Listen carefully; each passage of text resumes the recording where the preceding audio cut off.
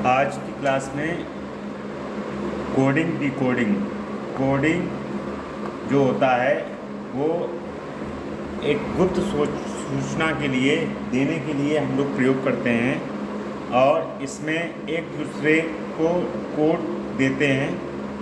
इसमें कोई तीसरा व्यक्ति नहीं जान पाता है कि कोड क्या है। कोडिंग का मतलब होता है कूट लेखन और डिकोडिंग का मतलब होता है कूट वाचन।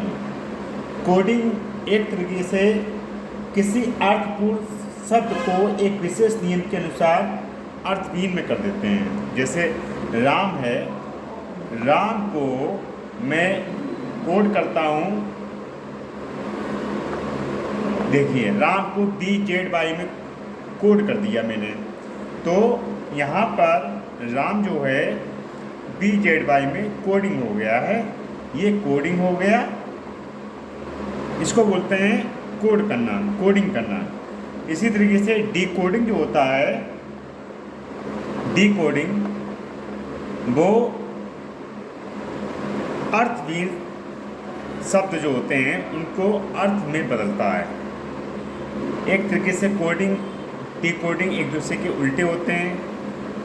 यहाँ पर DZY को हम राम लिख सकते हैं। तो कोडिंग और डिकोडिंग, कोडिंग का मतलब होता है जो शब्दों का अर्थपूर्ण होता है उसको हम अर्थहीन कर देते हैं, और डिकोडिंग जो होता है जो अर्थहीन होते हैं उनको हम अर्थपूर्ण कर देते हैं। ये होता है कोडिंग और डिकोडिंग का मतलब। चलिए अब हम जो है शुरू करते हैं अंग्रेजी वर्णमाला के सभी अक्षरों के कोडिंग करना। मतलब कोडिंग का मतलब ये है कि उनका क्रम किस क्रम पे क्या आता है ABCD में, वो आपको याद रखना पड़ेगा। तो यहाँ पर एक छोटा फॉर्मूला है आपके लिए, इसको बोलते हैं EJOT। तो E 5 का पारा पढ़ दो, 5, 10, 15, 20 और 25। देखिए E जो है वो 5 नंबर पे आता है, J 10 नंबर पे आता है, O 15 पे, T 20 पर और Y 25 पर। तो ये फॉर्मूला हम याद रखेंगे। इसके आगे पीछे जो है हम इंग्लिश के लेटर्स का क्रम आसानी से याद कर सकते हैं। जैसे I J से पहले आता है तो नो हो गया। P तो O के बाद P आता है तो P 16 नंबर पे आएगा। AX जो है 22 से पहले आता है तो 24 हो गया। इस तरीके से हम उनकी कोडिंग कर सकते हैं। ये फॉर्मूला होता है EJOT का फॉर्मूला याद रखिए और 5 का पारा 5 तक पढ़िए। तो ये आपको ABCD के आगे पीछे जो हैं लेटर्स कुछ याद हो जाएंगे, नंबर से याद हो जाएंगे। बहुत ही शानदार फॉर्मूला है, इसको आप आसानी से याद कर सकते हो। EJOT 5, 10, 15, 20, 25।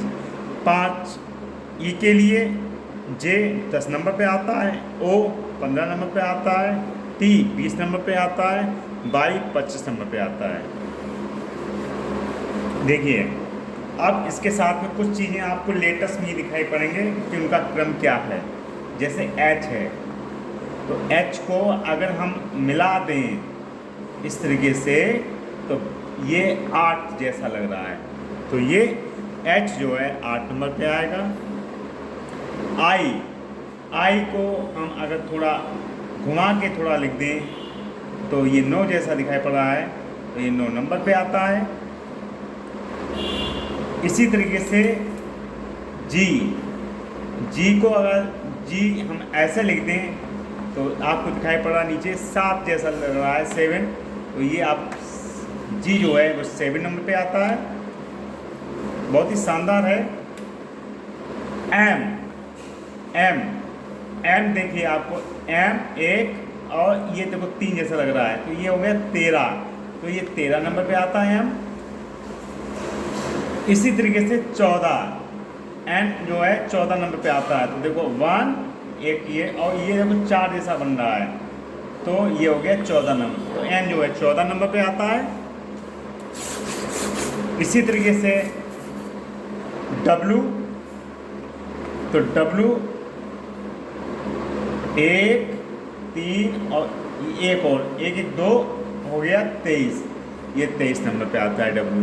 तो इस तरीके से हम ABCD की जो है कोडिंग हम आसानी से सीख सकते हैं, उनका क्रम याद कर सकते हैं। हमें A से लेके Z तक जो 26 क्रम आते हैं ABCD के, वो आपको याद होनी चाहिए अच्छे तरीके से।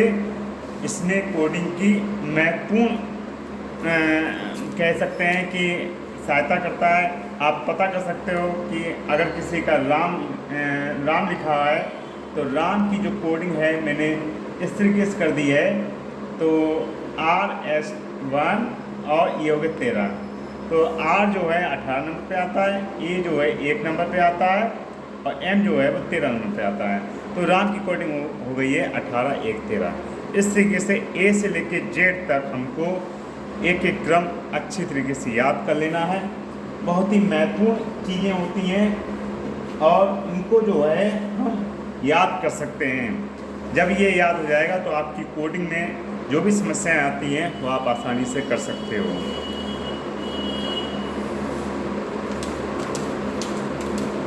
इसी तरीके से हम बोले बैट है, तो बैट का कोड मैंने कर दिया है। बैट का कोड एक तरीके से 23 कर दिया है, ठीक है। अब 23 आया कैसे, तो B का कोड होता है 1, D जो है 1 नंबर पे 2 नंबर पे आता है सॉरी, और A 1 नंबर पर और T 20 नंबर पर, तो हो गया कुल मिला के 23। इस तरीके से हमें थोड़ा कुछ चीज़ों को ध्यान रख के हमें कोडिंग की कुछ बातों को याद रखना होगा। विशेष तौर से A से लेकर Z तक का क्रम है वो हमको पूरा याद होना चाहिए, तो हमें आसानी हो जाएगी कोडिंग करने में। जो उनके बीच में किसी तरीके से कोडिंग होगी वो हम आसानी से हम सॉल्व कर सकते हैं। तो ये एक महत्वपूर्ण चीज़ है, आप इनको आसानी से याद कर सकते हो और जब आप प्रयास करोगे तो आपको ये आसानी से सरल लगने लगेगा, कोई ज़्यादा टफ नहीं है, ठीक है। अब आगे की जो क्लास होगी उसमें आपको A के विपरीत अक्षर, जैसे A का उल्टा Z, B का उल्टा Y, चलो बता दें। A का उल्टा Z, B का उल्टा Y, C का उल्टा AX, D का उल्टा W, ठीक है। ये आपको कुछ याद करना पड़ेगा। E का उल्टा B, F का उल्टा U, G का उल्टा T, H का उल्टा S, I का उल्टा R,